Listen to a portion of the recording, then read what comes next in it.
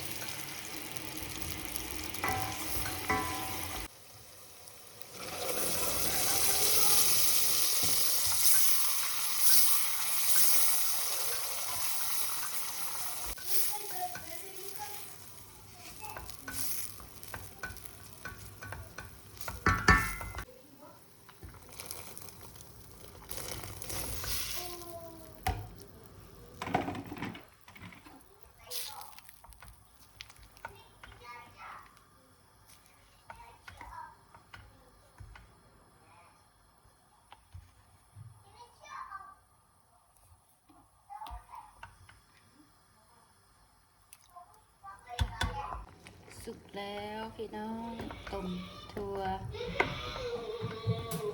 ผัวไปมากินพี่น้องจ๋าเขาบ่ได้ใส่ซีนไก่นะทุกคนเพราะว่าลูกเขาบ่ให้ใส่เขาบ่กินเนื้อล่ะทุกคนมีแต่ลูกให้กิน